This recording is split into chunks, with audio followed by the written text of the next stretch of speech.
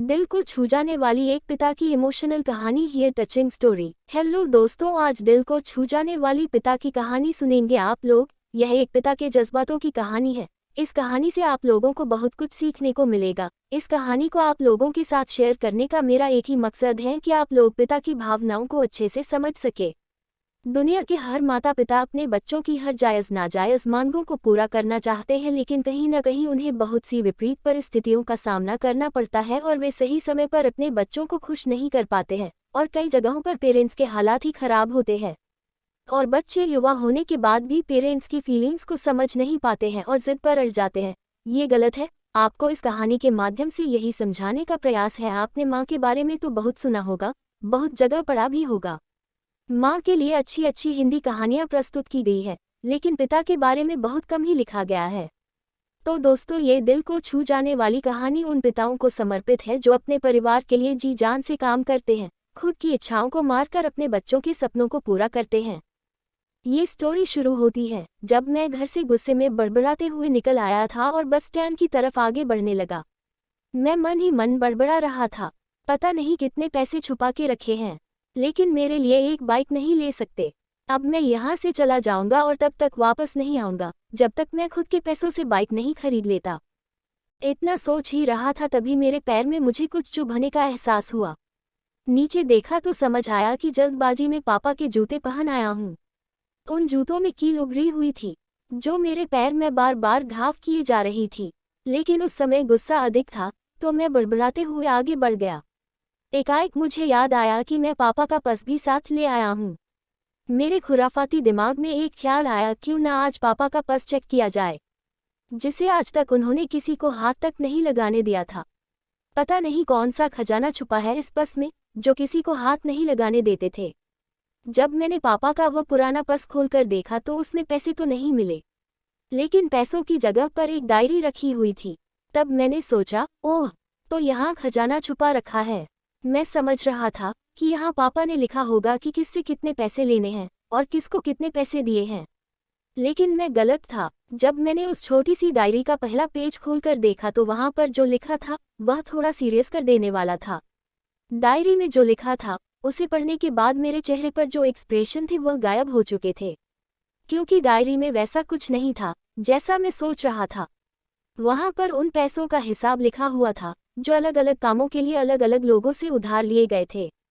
उस लिस्ट में कंप्यूटर के नाम पर भी पैसे लिए गए थे। कुछ यूँ लिखा था, 50,000 बेटे के कंप्यूटर के लिए।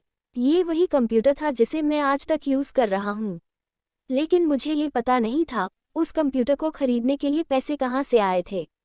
लेकिन आज पता चल रहा था।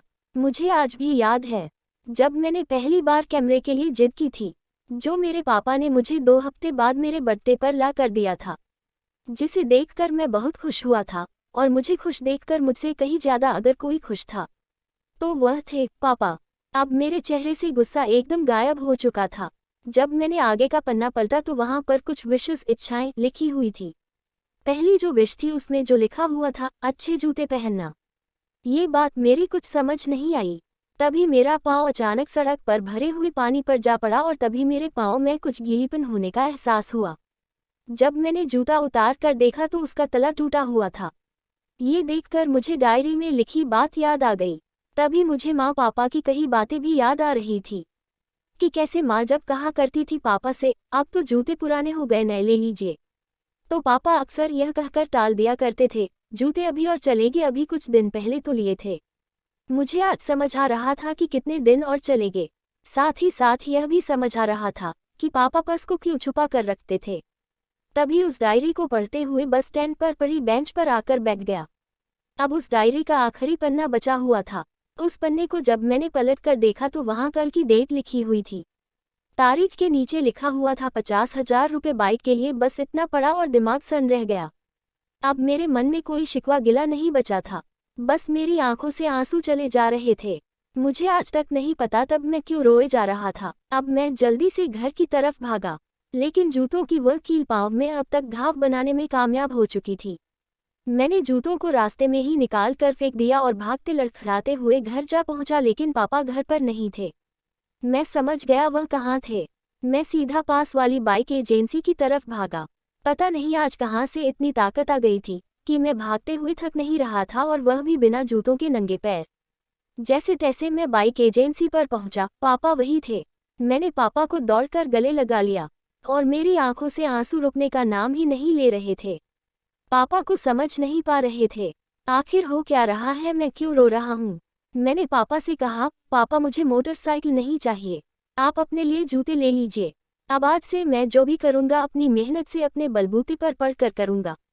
दोस्तों, बस इतनी सी थी ये कहानी। ये कहानी लिखते हुए आज मेरी भी आंखें नम हुई है। मुझे आपसे इतना ही कहना है कि ठीक ऐसे ही होते हैं हमारे पिता।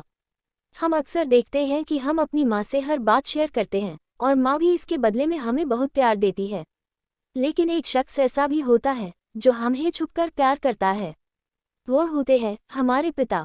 ये परिवार में एकमात्र ऐसा व्यक्ति होता है जो अपने बच्चों से उन्हें बिना जताए छिपकर प्यार करता है, खुद की इच्छाओं को मारकर बच्चों के लिए सपने देखता है और उनकी खुशी में ही खुश हो जाता है। मुझे नहीं पता कि आप अपने पेरेंट्स की इज्जत करते हो या नहीं, लेकिन अगर आपके पास पेरेंट्स हैं तो आप बहुत खुश नसीब हो, क्योंकि इस दुनिया में बहुत से लोगों को तो पेरेंट्स का प्यार भी नसीब नहीं होता। अंत में बस इतना ही कहना है कि माँ बाप की भावनाओं का सम्मान करें। मेरा इस कहानी को आप तक पहुँचाने का मकसद यही था कि मैं आपको पिता की फीलिंग से रूबरू कराऊं, क्योंकि माँ के बारे में लेखकों ने बहुत कुछ लिखा है लेकिन पिता के ऊपर कोई नहीं लिखता। इस कहानी को लिखने के लिए मुझे अच्छी खासी मेहनत करनी पड़ी है। अगर आपको ज़रा भी यह कहानी पसंद आई हो तो नीचे कमेंट करें और अपने दोस्तों के साथ सोशल मीडिया पर शेयर करना ना भूलें।